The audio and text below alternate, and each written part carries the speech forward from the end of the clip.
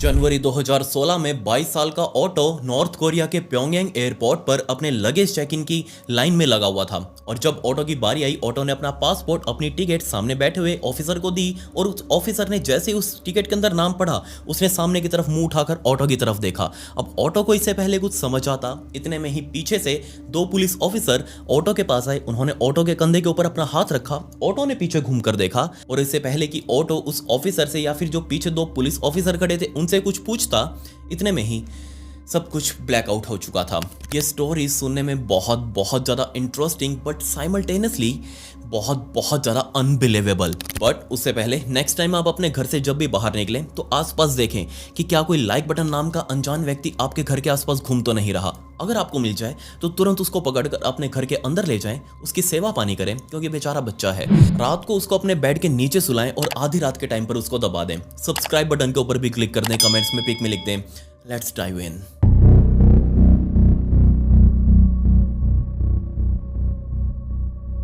इस बहुत ही अजीब और अनबिलीवेबल स्टोरी को समझने के लिए हमें चाइना के हांगकांग में जाना पड़ेगा। और टाइम था दिसंबर 2015 का, जब यहीं पर रहने वाला 22 साल का ऑटो वॉन बेयर, असल में Otto von Baer University of Virginia Hong Kong के अंदर अपनी इकोनॉमिक्स की स्टडीज करने के लिए अमेरिका से चलकर यहाँ पर आया था। और यहाँ उसकी स्टडीज बहुत परफेक्ट चल रही थी। ऑटो के माता पिता जो अमेरिका में रह रहे थे, सिंडी और फ्रेड, ये दोनों बहुत ज़्यादा एक्साइटेड क्योंकि इनका बेटा अब नेक्स्ट ईयर ग्रेजुएट होने वाला था। और ग्रेजुएट होते ही ऑटो का साफ सुथरा फ्यूचर, उसने अपना प्लान सबको बता रखा था कि जैसे वो यहाँ से इकोनॉमिक्स की डिग्री ले लेगा उसके बाद वो सीधा जाएगा अमेरिका के वॉल स्ट्रीट में, यानी कि दलाल स्ट्रीट में, और सीधा जाकर स्टॉक मार्केट में एडवाइजर का काम करेगा। बट 2015 का एंड होते होते ऑटो के सेमेस्टर एग्जाम अभी खत्म हुए ही थे और अब जल्दी ही न्यू ईयर आने वाला था।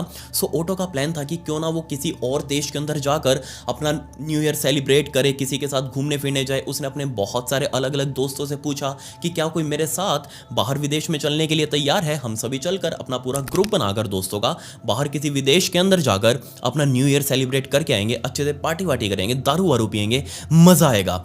बट उसके सभी दोस्तों ने मना कर दिया क्योंकि सभी का प्लान था कि वो इस न्यू ईयर के ऊपर अपने अपने घर जाएंगे, अपने माता पिता के साथ, अपनी फैमिली के साथ न्यू ईयर सेलिब्रेट करेंगे। लेकिन ऑटो का अलग प्लान था। ऑटो ने अपना लैपटॉप उठाया, उसके ऊपर सर्च करना शुरू कर दिया कि वो अपने आसपास किस कंट्री के अंदर जाकर बहुत अच्छे से न्यू ईयर सेलिब्रेट कर सकता है। तब उसके सामने आया एक बहुत ही सुंदर सा नज़ारा, बहुत ही खूबसूरत वैली, खूब सारी बर्फ वगैरह। और ये नज़ारा कहीं और का नहीं बल्कि नॉर्थ कोरिया का था। जैसे ही ऑटो ने लैपटॉप के ऊपर इस नज़ारे के बारे में और ज़्यादा सर्च करना शुरू कर दिया तो उसको समझ आ चुका था कि उसको अपना न्यू ईयर सेलिब्रेट करने के लिए कहीं और नहीं बल्कि नॉर्थ कोरिया जाने की जरूरत है। सो उसने अपने बहुत सारे दोस्तों के साथ ये चीज़ डिस्कस करी कि क्या कोई मेरे साथ नॉर्थ कोरिया चलने के लिए तैयार है। हम वहाँ टूरिस्ट वीज़ा पर जाएंगे, वहाँ जाकर न्यू ईयर सेलिब्रेट करेंगे, वहाँ के लोगों से मिलेंगे, वहाँ का कल्चर देखेंगे। बट अगेन उसके सभी दोस्तों ने मना कर दिया कि नहीं, हम तो नहीं जाने वाले। बट यहाँ ऑटो पूरे तरीके से फाइनल कर चुका था कि उसको अपना न्यू ईयर 2016 की जो स्टार्टिंग होने वाली है वो नॉर्थ कोरिया के अंदर उसको सेलिब्रेट करनी है।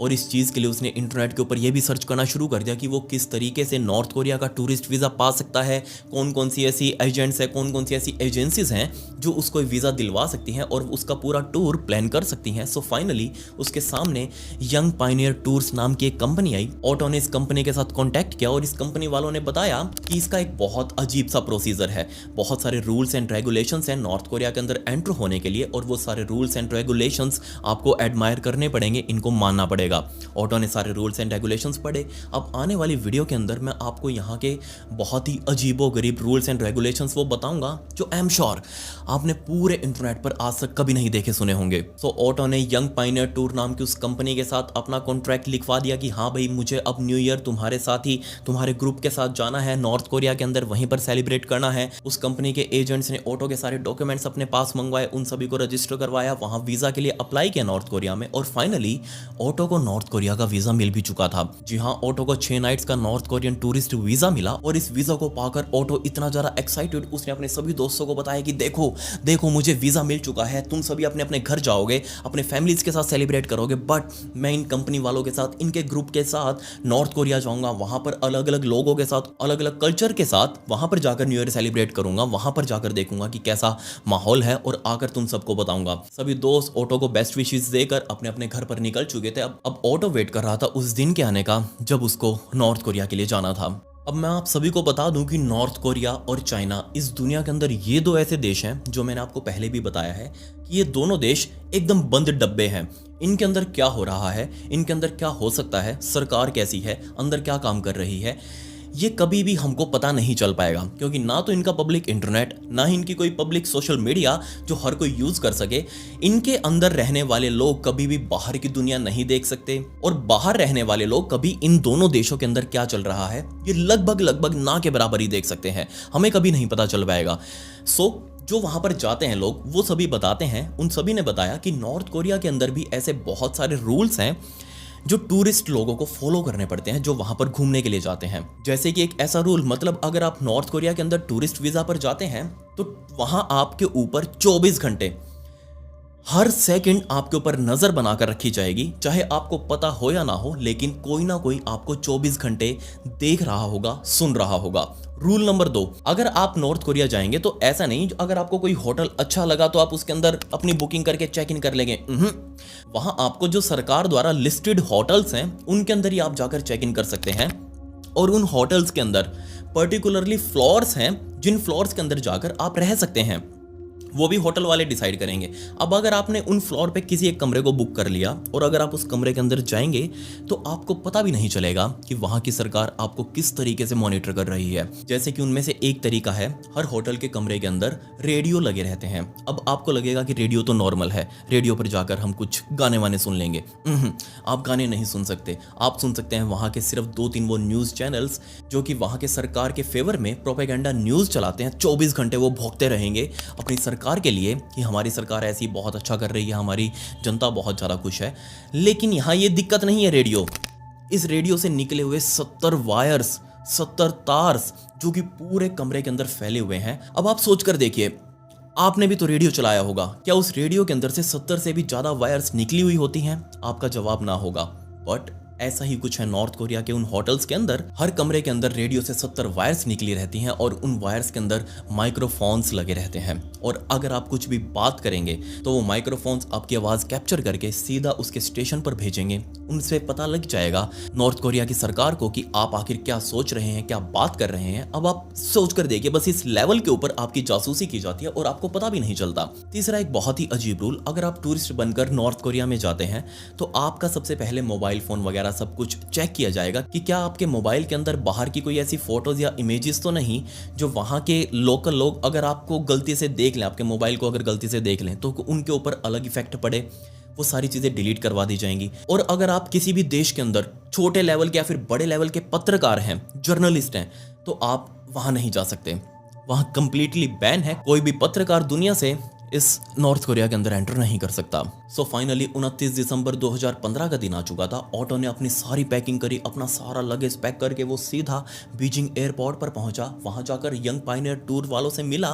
वहां पर और भी टूरिस्ट लोग खड़े थे जो कि अलग अलग देशों से आए हुए थे। उनमें से ही एक और अमेरिकन टूरिस्ट भी था जो कि ऑटो की तरह अमेरिकन था, बट वो चाइना के अंदर रह रहा था और अब वो अपना न्यू ईयर मनाने के लिए सीधा नॉर्थ कोरिया जाने वाला था। सो ऑटो ने सबसे पहले उस अमेरिकन के साथ अपनी दोस्ती बढ़ाई, क्योंकि अमेरिकन भाई भाई ये वो वाला सीन चल रहा था। फाइनली इन सभी लोगों ने अपना मीटअप किया। ये सभी लोग पूरा ग्रुप बनाकर बीजिंग एयरपोर्ट के अंदर गए, वहां अपना सामान चेक इन किया, लगेज चेक इन किया, अपना बोर्डिंग पास लेकर अब बैठे हुए थे, वेट कर रहे थे कि कब इनका प्लेन आएगा और वो उड़ेगा।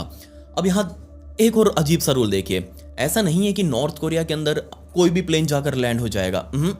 वहां सिर्फ लैंड होते हैं जो नॉर्थ कोरिया चाहेगा, और नॉर्थ कोरिया चाहता है हमेशा से ही जो कि पुराने सोवियत जमाने के जो जहाज हुआ करते थे वो जहाज नॉर्थ कोरिया ने खरीदे हुए हैं, क्योंकि पहले सोवियत ही तो था जो नॉर्थ कोरिया के ऊपर अपना राज किया करता था, नॉर्थ कोरिया को चला रहा था, पहले सोवियत ही था। सो उसी टाइम के जहाज आज भी नॉर्थ कोरिया यूज करता है। ऐसा नहीं है कि वो बोइंग और ये एयरबस वाले उठा के नए नए जहाज उठा ले।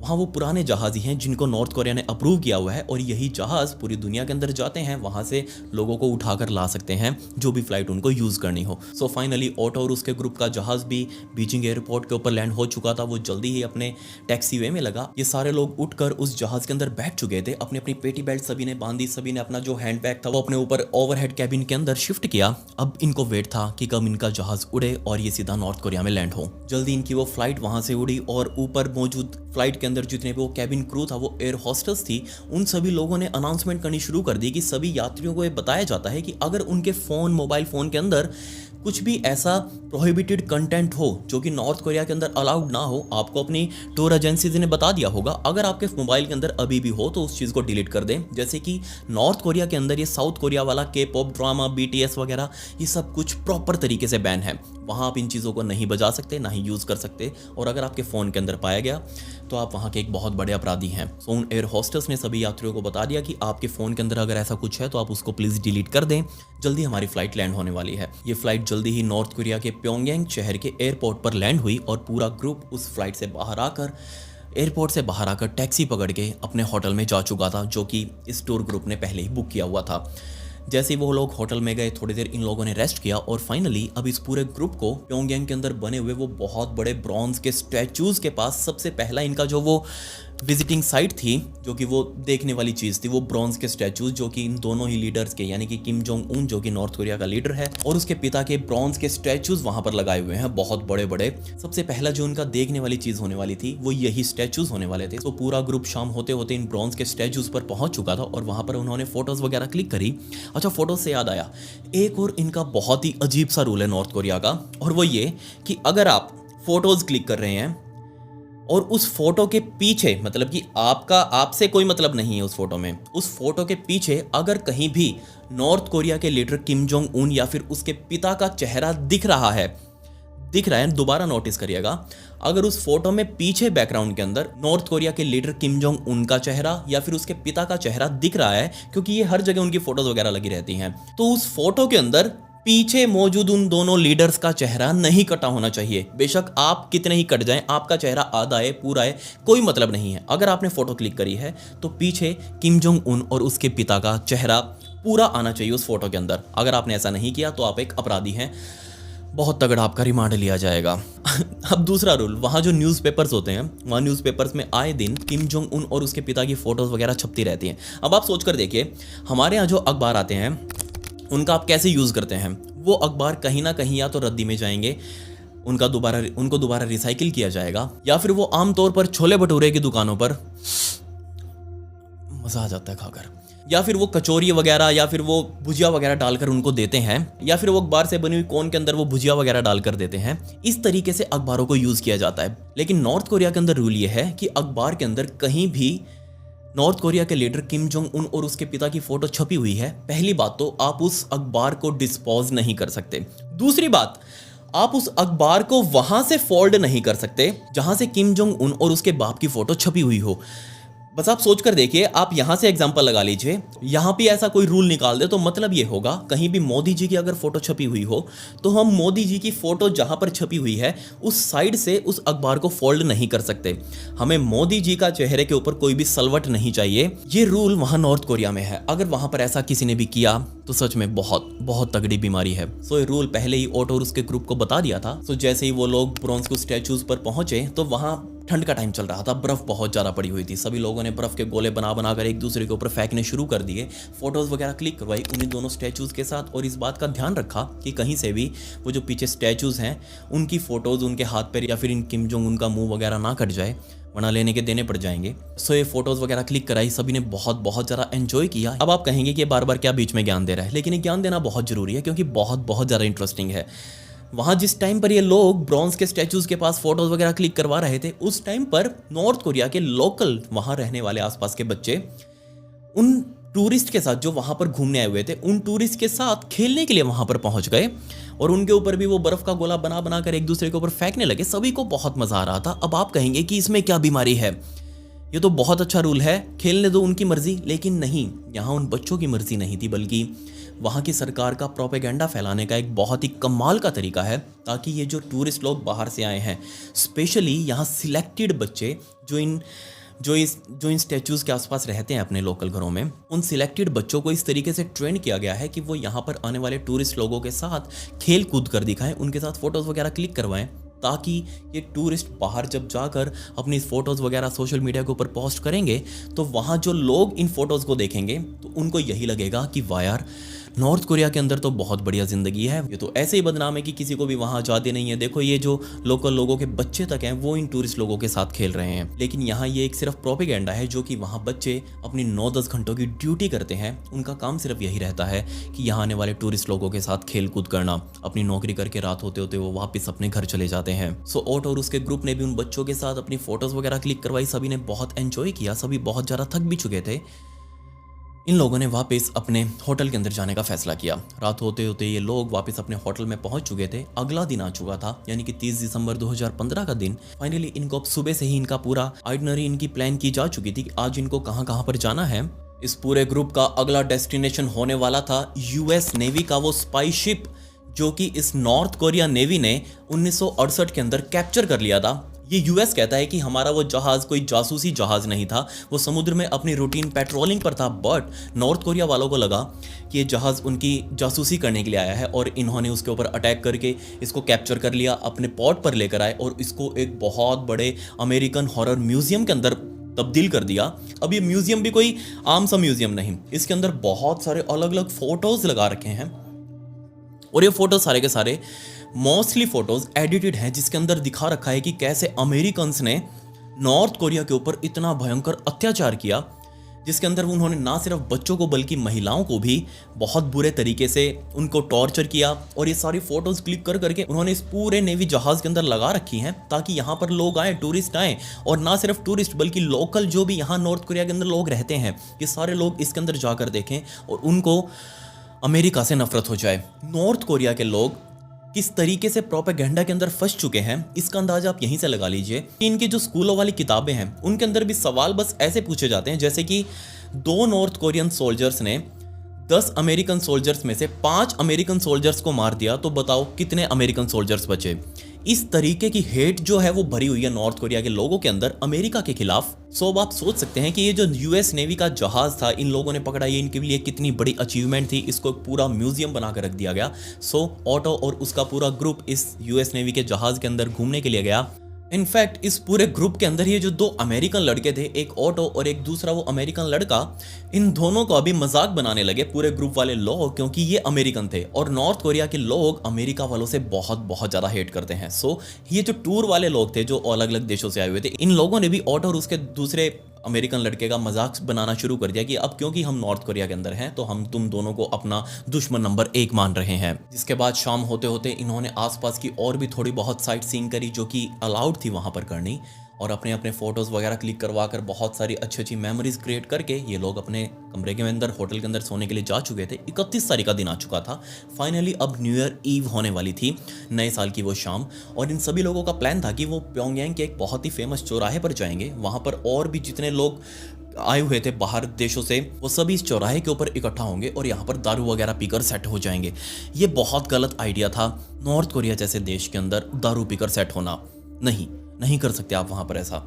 मतलब ये दारू वैलिड है, दारू पी सकते हैं, लेकिन वहाँ पर सोच कर देखिए दारू पीकर भंड हो गए और यहाँ कुछ ऐसा वैसा रूल वगैरह तोड़ दिया तो परमानेंट सेट कर देंगे फिर आपको जेल में। सो पूरा ग्रुप शाम होते होते उस चौराहे पर गया। ऑटो भी था उसके अंदर। सो ऑटो वगैरह सारे लोगों ने मिलकर उस चौराहे पर बैठकर, वहाँ फेमस बार है प्योंगयांग के अंदर, और उस फेमस बार के अंदर बैठकर इन लोगों ने दारू वगैरह पी। शाम हो चुकी थी, सारे अब लगभग सेट हो चुके थे। तकरीबन रात के 10 बजे के आसपास इन लोगों में से कुछ एक को नींद आने लगी, अब क्योंकि न्यू ईयर होने वाला था। अब सब तो वहाँ होटल में वापस जाने के लिए रेडी नहीं थे, बट कुछ एक थे जिनको नींद आ रही थी, जो बहुत ज़्यादा नशे में हो चुके थे। उन लोगों ने कहा कि चलो हम तो वापस जा रहे हैं होटल के अंदर, हम अपना नया साल वहीं पर सेलिब्रेट कर लेंगे, कोई दिक्कत नहीं है।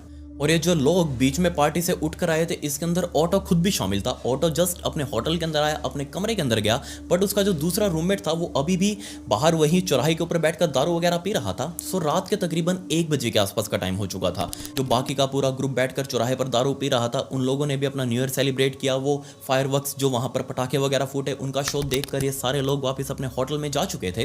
रात के 1 बजे जब ऑटो का दूसरा रूममेट अपने होटल वाले कमरे में आया, उसने दरवाजा खोला और देखा कि सामने बेड के ऊपर ऑटो आराम से सो रहा है। वो दूसरा रूममेट भी आकर ऑटो के साइड में लेट गया, बट उस दूसरे रूममेट को नींद नहीं आ रही थी। सो वो वहां से वापस खड़ा हुआ, होटल के बाहर गया, इधर उधर जस्ट घूमने लग गया, और तकरीबन 2 घंटे तक घूमने के बाद वापस वो अपने होटल में आया और आराम से आकर सो चुका था। अब ये जो बीच में 2 घंटे बीते, ये जो ऑटो वहां अपने कमरे के अंदर अकेला सो रहा था, ये जो 2 घंटे बीते, इसी 2 घंटे की वजह से आज मैं वीडियो बना रहा हूँ और इसी 2 घंटे की वजह से इतना बड़ा बवाल मचा जिसको आप इमेजिन नहीं कर सकते। खैर 2 घंटे बाद जब ऑटो का रूममेट वापस उस कमरे के अंदर आया, उसने देखा कि ऑटो बिल्कुल वैसे ही सो रहा है, रूम के अंदर कोई भी चेंज नहीं है, उसकी पोजीशन के अंदर भी कोई चेंज नहीं है, वो जस्ट अपनी गहरी नींद के अंदर है और उसका दूसरा रूममेट भी आकर आराम से सो चुका था। अब अगला दिन यानी कि 1 जनवरी 2016 का दिन आ चुका था। अब इससे पहले कि आगे की स्टोरी आपको समझाऊं, आपको ये पता होना चाहिए कि ये पूरा का पूरा ग्रुप जिस होटल के अंदर रुका था, अब वैसे तो वहां पर होटल भी फिक्स्ड हैं, बिल्कुल फिक्स है, जिसे सरकार ने अलाउ किया हुआ है कि अगर बाहर से कोई भी टूरिस्ट वीज़ा लेकर नॉर्थ कोरिया के अंदर आएगा, प्योंगयांग के अंदर आएगा, वो इन्हीं होटल्स के अंदर रुक सकता है। और इस ग्रुप ने भी उनमें से ही एक होटल बुक किया हुआ था। बट यहाँ दिक्कत ये थी कि वो होटल के अंदर बहुत सारे ऐसे फ्लोर्स, बट इन फ्लोर्स के अंदर 5वां ऐसा फ्लोर था, 5th फ्लोर, जहां पर लिफ्ट नहीं जाती, लिफ्ट जाती नहीं या फिर वहां पर रुकती ही नहीं, वहां जाने का ऑप्शन ही नहीं, वहां सिर्फ सीढ़ियों से जा सकते हैं। और ऐसा इसलिए क्योंकि वो 5th फ्लोर ना सिर्फ होटल एम्प्लॉयज के लिए बल्कि सरकारी लोगों के लिए सिर्फ अलाउड था। वहां या तो सरकारी लोग जा सकते थे या फिर होटल के एम्प्लॉयज, जो भी बाहर से आने वाला टूरिस्ट वहां नहीं जा सकता। और ये क्लियर कट इंस्ट्रक्शंस होटल वालों ने इस पूरे ग्रुप को दे दी थी कि आप में से कोई भी व्यक्ति 5वें फ्लोर के ऊपर नहीं जा सकता, वहां जाना प्रोहिबिटेड है। 1 तारीख की सुबह हो चुकी थी और 1 तारीख की सुबह जैसे ये पूरा ग्रुप होटल के अंदर उठा, ये सभी फ्रेश हुए, नाश्ता वाश्ता किया, आसपास की सिटी एक्सप्लोर करी इन लोगों ने। और 2 तारीख का दिन आ चुका था और 2 तारीख का वो दिन था जब इन लोगों की वापसी की फ्लाइट थी, वापसी इन लोगों को चाइना जाना था।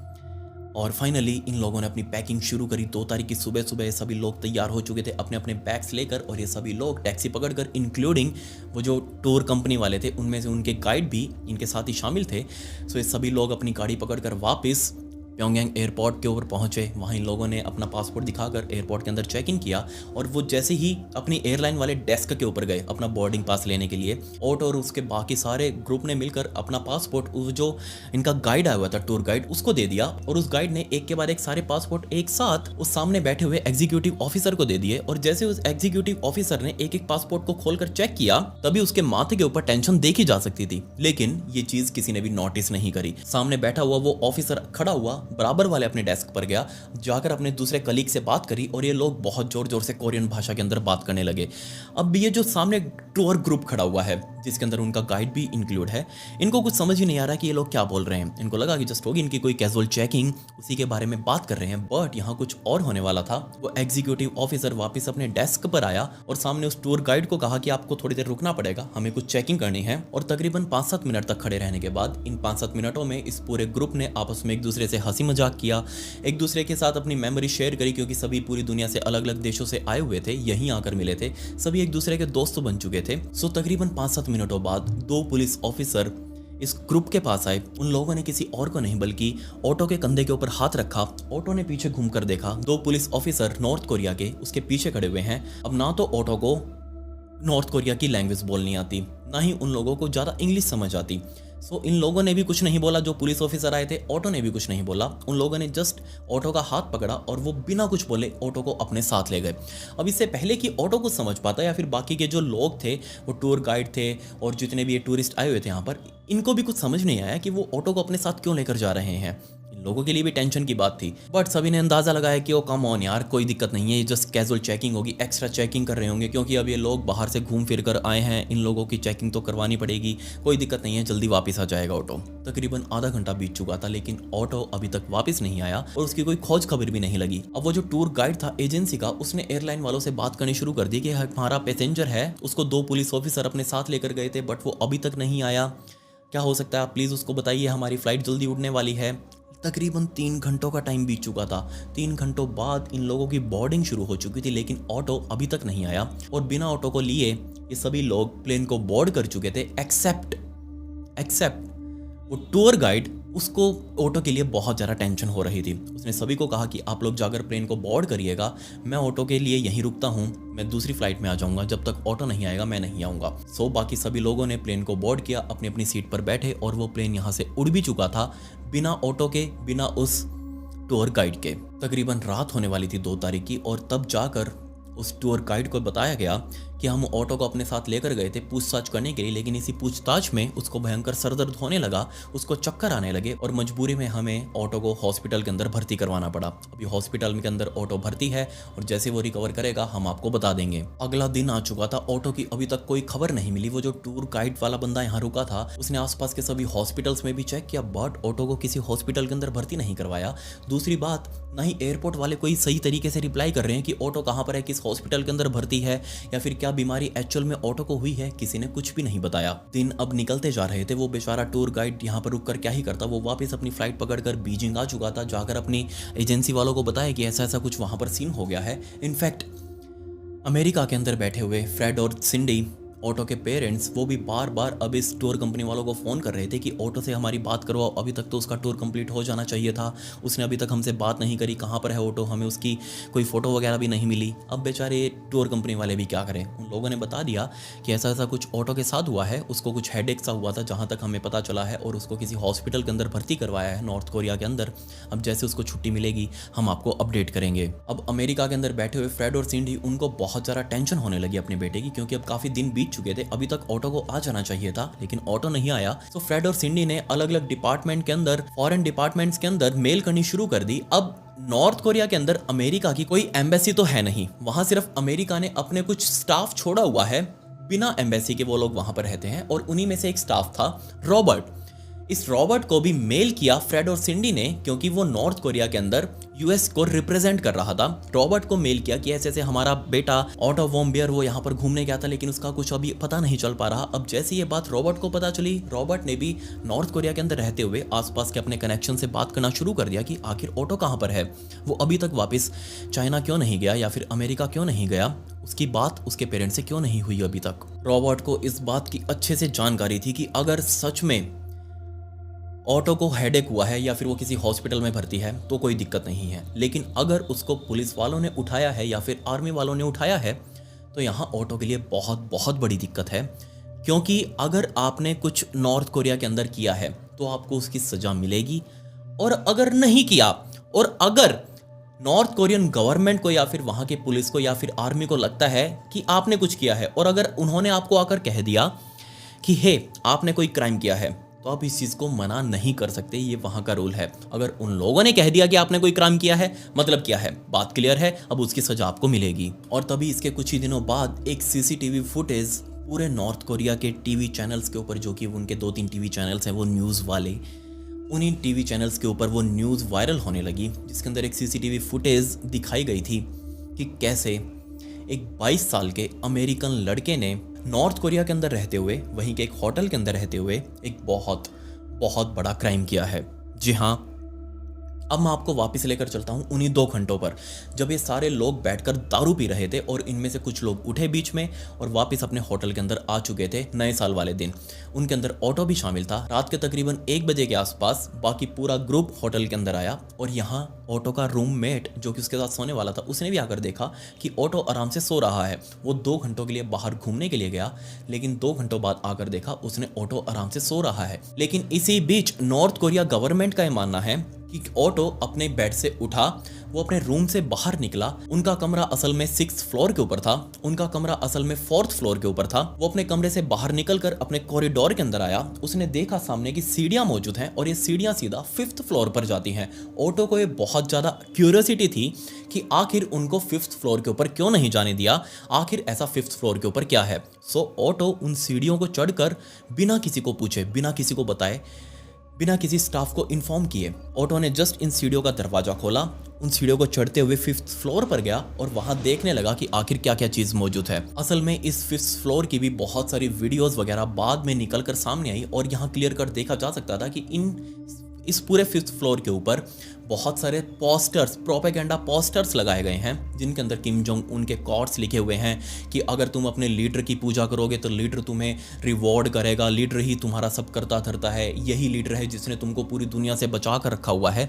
इस तरीके के वो प्रोपेगेंडा पोस्टर्स दीवारों के ऊपर लगाए गए थे, और ऑटो इस 5th फ्लोर के ऊपर जाकर वहाँ घूमते हुए उसने जब इन प्रोपेगेंडा पोस्टर्स को देखा तो उनमें से एक पोस्टर उसको इतना ज़्यादा पसंद आ गया कि ऑटो ने इस पोस्टर को दीवार से उतारा, लेकिन तब उसको ध्यान आया कि वो इस पोस्टर को बैग में डालकर अपने साथ नहीं लेकर जा सकता, क्योंकि ये एक सॉलिड चीज़ है, ये सॉलिड फ्रेम में जड़ा हुआ है, इसको वो फोल्ड नहीं कर सकता।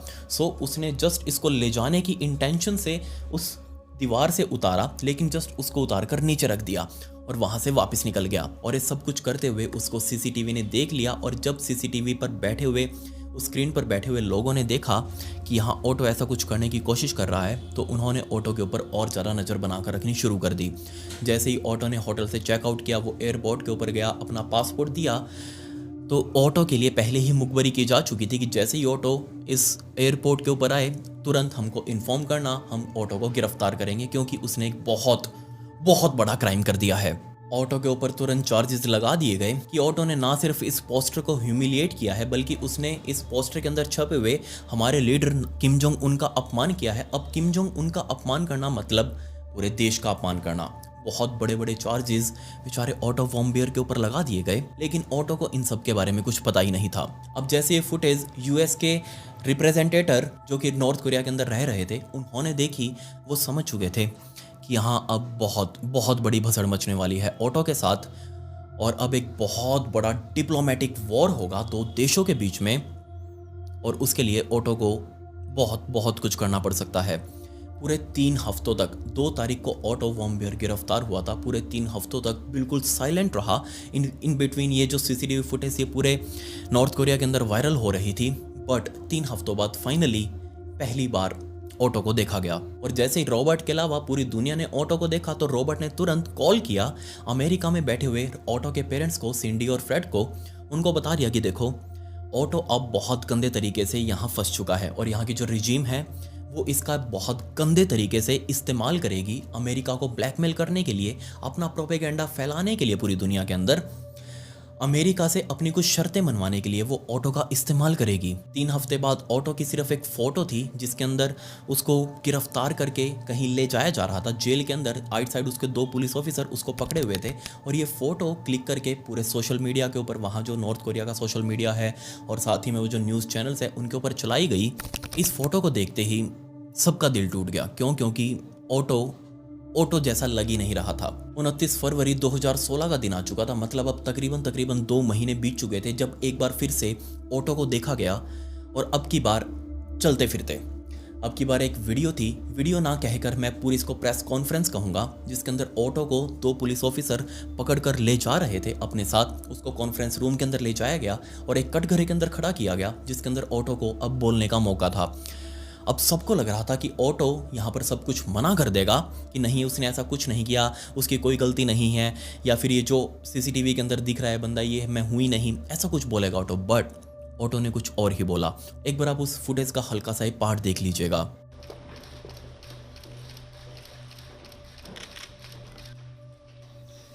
On the early morning of January 1st, 2016, I committed my crime of taking out the important political slogan from the staff-only area of the Angakdo International Hotel, aimed at harming the work ethic and the motivation of the Korean people.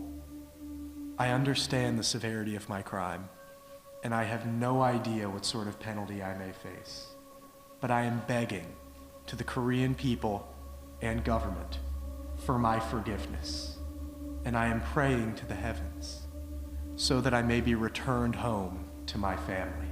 I have been very impressed by the Korean government's humanitarian treatment of severe criminals like myself. Korea, for your forgiveness. Please, I have made the worst mistake of my life.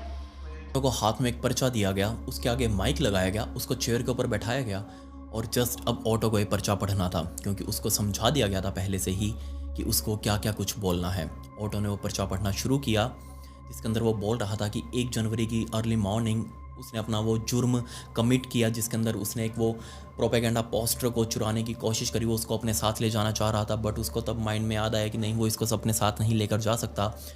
मुझसे मेरी गलती हुई है, और मैं अब इस regime से मेरी गलती के लिए माफ़ी मांगता हूँ या फिर जो भी सज़ा देंगे मैं उसको भुगतने के लिए तैयार हूँ। इस पूरी प्रेस कॉन्फ्रेंस के अंदर ऑटो ने बाद में अपनी रिहाई के लिए भीख मांगी। रो रो कर वो बोल रहा था कि मुझसे बहुत बड़ी गलती हो गई, ज़िंदगी की सबसे बड़ी गलती हो गई, मुझे प्लीज़ माफ़ कर दो।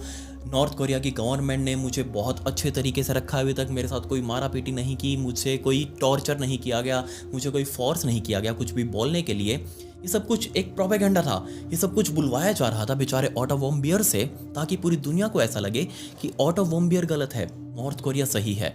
अब प्रेशर में आकर ऑटो वॉम्बियर को ये सब कुछ बोलना भी पड़ रहा था। इसके अलावा ऑटो वॉम्बियर से इसी प्रेस कॉन्फ्रेंस के अंदर ये तक बुलवाया गया कि ऑटो वॉम्बियर CIA का एक खुफिया एजेंट है। CIA आपको पता होगा कि अमेरिका की सबसे बड़ी खुफिया एजेंसी है CIA, और CIA का ही वो एक खुफिया एजेंट है, और वो यहाँ पर जासूसी करने के लिए नॉर्थ कोरिया के अंदर आया था टूरिस्ट वीज़ा के ऊपर।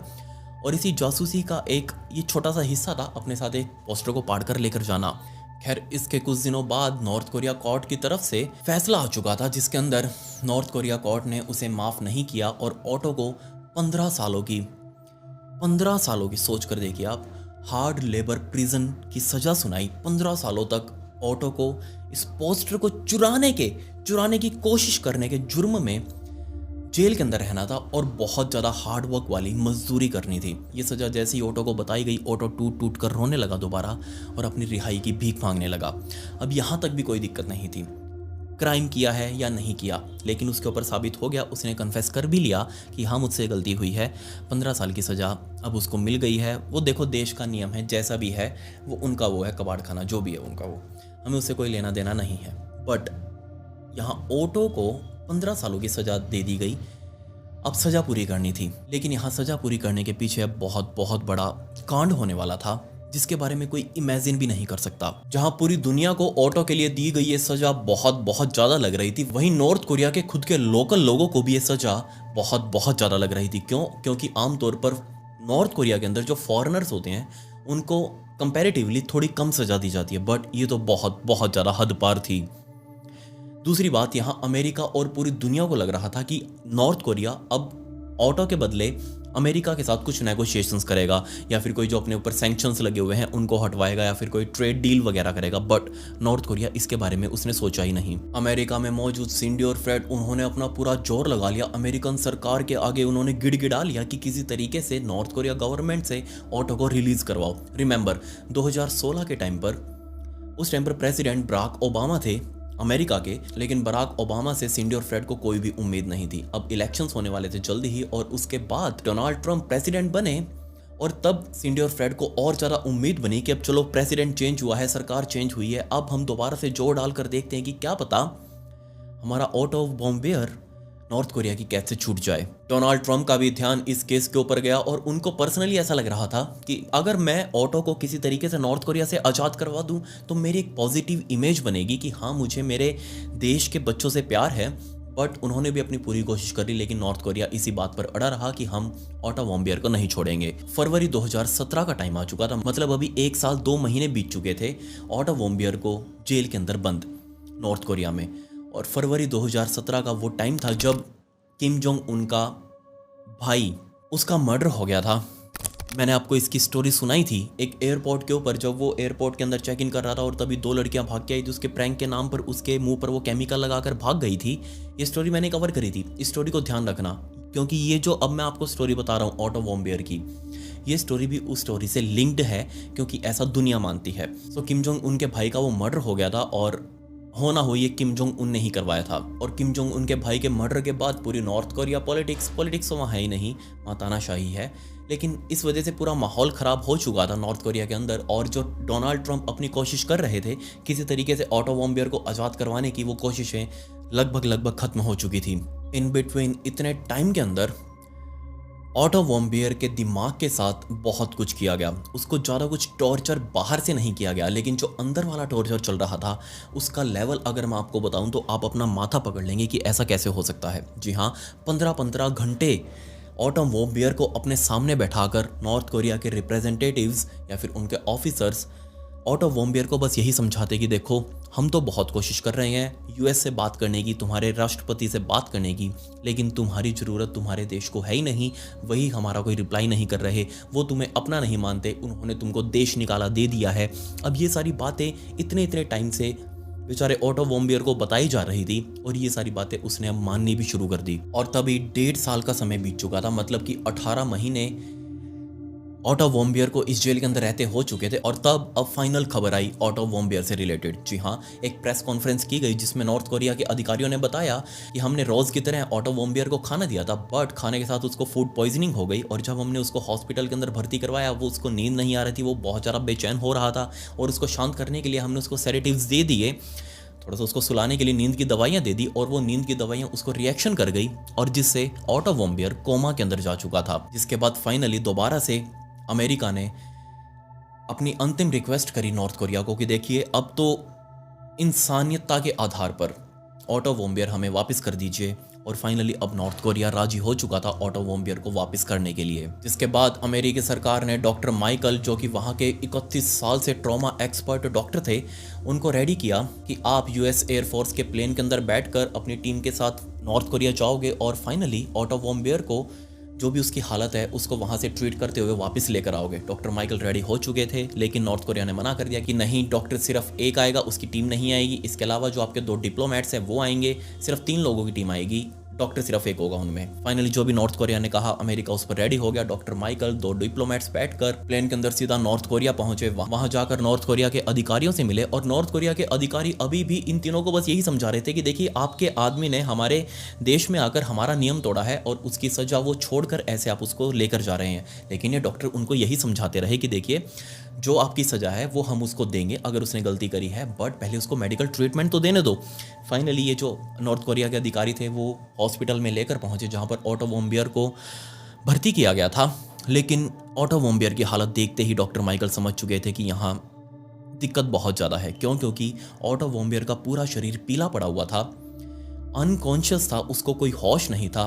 दूसरा, वो कुछ खा भी नहीं सकता। उसके नाक के अंदर राइल्स ट्यूब आरटी लगाई गई थी, जिससे लिक्विड खाना पेट के अंदर पहुंचाया जाता है। आमतौर पर आपने मरीजों के अंदर देखा होगा, वो राइल्स ट्यूब लगाई गई थी।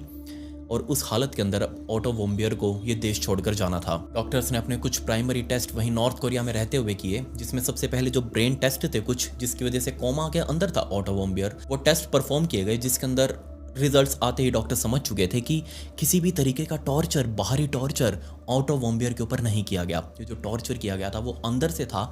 स्पेशली कुछ ऐसा दिया गया था ऑटो वॉम्बियर को जिसकी वजह से उसके दिमाग तक ऑक्सीजन ने पहुंचना लगभग बंद कर दिया था और उसी वजह से उसका दिमाग अनकॉन्शियस हो गया और वो कोमा के अंदर जा चुका था। इसके अलावा डॉक्टर माइकल ने पुरानी रिपोर्ट्स भी मांगी जो वहां पर मौजूदा डॉक्टर्स थे, और जब वो रिपोर्ट्स डॉक्टर माइकल ने देखी तो वो हैरान रह गए। क्योंकि जो रिजल्ट्स अभी, जो नई ताज़ा टेस्ट करवाए थे उन्होंने, जो रिजल्ट्स उनके सामने अभी थे, वही सेम रिजल्ट्स पुराने वाले डॉक्टर्स की रिपोर्ट्स के अंदर भी थे।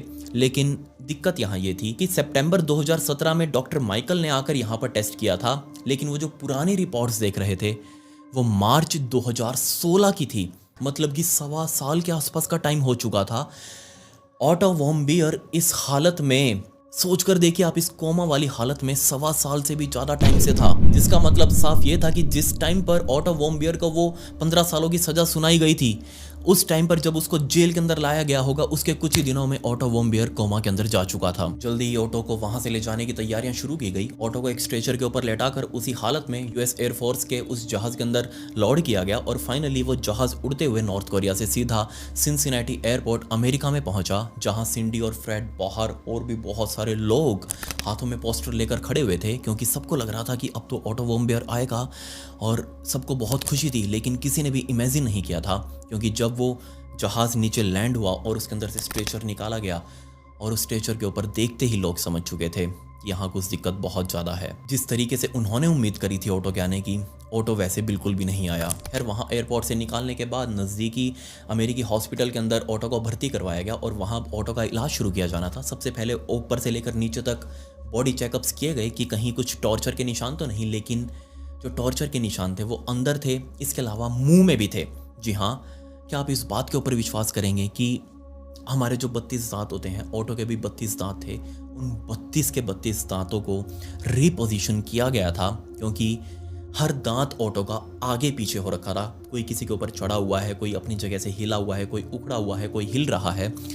जिसका मतलब साफ ये था कि नॉर्थ कोरिया के अंदर रहते हुए जरूर किसी ने प्लास, जो प्लायर होता है, प्लास से पकड़कर ऑटो के दांतों को इतना आगे पीछे किया, इतना उनको तोड़ा मरोड़ा कि सारा का सारा जबड़ा ऑटो का वो रीपोजिशन कर चुका था। लेकिन जैसे ही ऑटो कोमा में गया उसके बाद वो उसके दांत जिस पोजीशन में थे वैसे ही सेटल होते गए। पूरी शक्ल ऑटो वॉम्बियर की बदल चुकी थी। पूरे परिवार वाले उसको पहचान नहीं पा रहे कि यही उनका बेटा है। इसके अलावा अब बारी थी ऑटो के दिमाग को जांच करने की कि आखिर ऑटो कोमा के अंदर क्यों गया, क्योंकि सिर्फ दांत हिलाने से कोई भी इंसान कोमा के अंदर नहीं जा सकता। ये तो फिजिकल टॉर्चर है, बट अब मेंटली टॉर्चर कुछ किया गया था। इसके अलावा ऑटो को कुछ ऐसा सुंघाया गया या फिर किसी तरीके से कोई ऐसा तरीका था नॉर्थ कोरिया के पास जिससे टोटल 20 मिनटों तक सिर्फ ऑटो के दिमाग की ऑक्सीजन को ब्लॉक किया गया ताकि वो अनकॉन्शियस स्टेट के अंदर जा सके, उसको ऑक्सीजन ना मिले, वो दिमाग काम करना बंद कर दे और ऑटो कोमा में चला जाए। डॉक्टर्स ने अपना पूरा जोर लगा लिया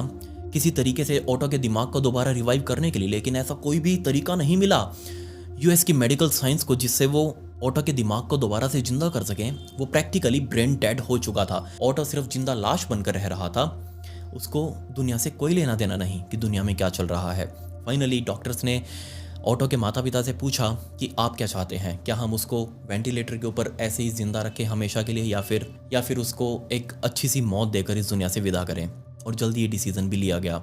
19 जून के दिन फाइनली 23 साल की उम्र में ऑटो वॉम्बियर इस दुनिया से जा चुका था। उसकी बॉडी ने दम तोड़ दिया। अब ऑटो वॉम्बियर की मौत के बाद ही असल भसड़ शुरू हुई कि आखिर ऑटो वॉम्बियर के साथ क्या हुआ था नॉर्थ कोरिया के अंदर। ये एक बहुत बड़ी मिस्ट्री बनकर उस टाइम पर पूरी दुनिया के अंदर फैली हुई थी, क्योंकि किसी को भी समझ नहीं आ रहा था कि जिस टाइम पर ऑटो वॉम्बियर को अरेस्ट किया गया था उस टाइम पर वो बिल्कुल परफेक्ट, बिल्कुल हेल्दी था। और जब उसकी प्रेस कॉन्फ्रेंस की गई थी जिसमें वो रो रहा था बेचारा, उस टाइम पर भी ऑटो वॉम्बियर पूरी तरीके से हेल्दी था। लेकिन आखिर ऐसा क्या हो गया उसके साथ कि एकदम से वो कोमा में चला गया, जिसके बाद पूरी दुनिया भर के कॉन्स्पिरेटर्स ने मिलकर एक थ्योरी बनाई कि आखिर नॉर्थ कोरिया के अंदर क्या हुआ होगा कि जिससे ऑटो वॉम्बियर की ऑक्सीजन सप्लाई को बंद कर दिया गया, उसके दिमाग तक ऑक्सीजन को पहुंचने नहीं दिया गया। तब सबने वो तरीका देखा था कि आखिर किम जोंग उनके भाई की मौत कैसे हुई थी, जिसकी स्टोरी मैं पहले ही कवर कर चुका हूं और आपने वो देखी भी थी। आप सभी को याद होगी कि वो प्रैंक करती हुई 2 लड़कियां आई थी अपने अपने हाथों में केमिकल लगाकर, और एक लड़की उसके मुंह पर केमिकल लगा के गई, पीछे से भागती हुई दूसरी लड़की आई और वो भी किम जोंग उनके भाई के ऊपर केमिकल लगा कर गई। और उसके कुछ ही टाइम बाद उसके भाई की मौत हो चुकी थी। जी हाँ, सभी लोगों ने आइडिया लगाया कि ये जो भी केमिकल था जिससे किम जोंग उनके भाई की जान ली गई थी, हो सकता है वही केमिकल टेस्ट किया गया हो बेचारे ऑटो वॉम्बियर के ऊपर कि आखिर ये केमिकल किस तरीके से काम करता है। क्योंकि जिस तरीके की मौत किम जोंग उनके भाई की हुई थी, उसको वो केमिकल लगाते ही वो सांसों से पॉइजन उसके शरीर के अंदर जा चुका था और प्रैक्टिकली उसके भी ऑक्सीजन सप्लाई बंद हो गई थी। बिल्कुल ऐसा ही कुछ ऑटो वॉम्बियर के ऊपर भी हुआ था, लेकिन हो सकता है शायद बहुत थोड़े मात्रा में किया गया हो, सिर्फ टेस्ट लेने के लिए कि आखिर ये केमिकल किस तरीके से काम करता है। अब क्योंकि नॉर्थ कोरिया को एक टेस्ट के लिए बंदा तो चाहिए ही था, इसलिए उन्होंने यूएस प्रिजनर ऑटो वॉम्बियर का इस्तेमाल किया। या फिर हो सकता है उन्होंने पहले से ही प्लान बना रखा हो कि अगर कोई भी यूएस नेशनैलिटी का बंदा हमारे देश के अंदर घूमने आएगा तो हम उसको इस तरीके से फंसा देंगे, क्योंकि वो जो जिस सीसीटीवी फुटेज के बिहाफ पर ऑटो वॉम्बियर को चुना गया था कि हाँ इसने ये काम किया है, वो सीसीटीवी बिल्कुल भी क्लियर नहीं थी। उसके अंदर कहीं से भी ये पता नहीं चल रहा कि ये जो पोस्टर उतार रहा है बंदा, ये ऑटो वॉम्बियर ही है या फिर कोई और। जबकि ऑटो वॉम्बियर का जो रूममेट था उसकी भी गवाही ली गई, जिसमें उसने कहा था कि तकरीबन रात के 1 बजे के आसपास मैं कमरे के अंदर गया था, तब ऑटो वॉम्बियर एक ही पोजीशन में सोया हुआ था, और जब मैं 2 घंटे बाद दोबारा से उस कमरे के अंदर गया घूम फिर कर, उसी पोजीशन में वापस ऑटो वॉम्बियर सोया हुआ था। कमरे से कुछ भी नहीं हिला डोला, कुछ भी प्रैक्टिकली ऐसी चीज़ मुझे नहीं दिखी जो वहाँ पर आउट ऑफ द प्लेस थी। नॉर्थ कोरिया से भागे हुए कुछ लोग जो कि पहले नॉर्थ कोरिया के अंदर ही रहा करते थे, उन लोगों ने आकर भी कहा नॉर्थ कोरिया के खिलाफ, बोला कि हो ना हो हमें सभी को लगता है कि नॉर्थ कोरिया के अंदर रहते हुए ऑटो वॉम्बियर को जहर दिया गया होगा और उसी का ये असर था। लेकिन ये नहीं पता चला कि आज तक कौन सा जहर दिया गया था ऑटो वॉम्बियर को। अब आप बस सोच कर देखिए, स्टोरी के अंदर ज़्यादा कुछ खास नहीं है, लेकिन किस लेवल का टॉर्चर बेचारे ऑटो वॉम्बियर ने झेला होगा। एक वो स्टूडेंट 22 साल का, 22 भी पूरे नहीं थे बेचारे के, जो वॉल स्ट्रीट का सपना लेकर यूनिवर्सिटी ऑफ वर्जीनिया में हांगकांग में पढ़ने के लिए आया था। वहाँ से अपनी डिग्री पूरी करके वापस अमेरिका जाकर स्टॉक मार्केट के अंदर काम करना चाहता था। बट उससे पहले क्या घूमना फिरना इतना बड़ा गुनाह हो गया? दूसरे देश के अंदर जाना इतना बड़ा गुनाह हो गया। लेकिन हाँ, अमेरिका का सबसे नंबर 1 प्रायर दुश्मन है तो वो है नॉर्थ कोरिया। इस बात में कोई दो राय नहीं है। और अगर आप दुश्मन देश के अंदर जाओगे तो हाल ऐसे हो सकते हैं, इसमें कोई बड़ी बात नहीं है। नॉर्थ कोरिया और वहाँ के लोगों को बचपन से ही, जन्म से ही इस तरीके से ट्रेन किया जाता है कि बड़े होते होते उनको अपना दुश्मन सिर्फ और सिर्फ अमेरिका दिखता है। और इसके पीछे भी एक बहुत बड़ा रीजन है, ऐसे नहीं है क्योंकि नॉर्थ कोरिया के ऊपर अमेरिका ने इतने बम गिराए थे, इतना बारूद गिराया था जितना अमेरिका ने वर्ल्ड वॉर 2 में पूरे में नहीं गिराया। पूरे वर्ल्ड वॉर 2 में जितना बारूद अमेरिका ने नहीं गिराया, उससे कहीं ज्यादा बारूद अमेरिका ने अकेले नॉर्थ कोरिया के ऊपर गिराया था। इसी वजह से जो वहाँ पर तबाही फैली थी, जो भूखमरी फैली थी, उसी का रिजल्ट था कि बड़े होते होते लोगों के मन में अमेरिका के लिए हेट बढ़ गई और ये हेट आज भी मौजूद है। खैर, आप मुझे बताइए कि ऑटो वॉर्म बियर के साथ वहाँ पर क्या क्या कुछ हो सकता है। आप अपनी थ्योरीज नीचे कमेंट्स में मेरे आगे जरूर लिखें। मैं उन सभी कमेंट्स को पढ़ूंगा, आपकी थ्योरीज जानूंगा और जिसकी मुझे सही लगी, प्रैक्टिकली पॉसिबल लगी, उसको मैं पिन भी करूंगा। सो आपकी राय मेरे लिए बहुत ज़्यादा जरूरी है।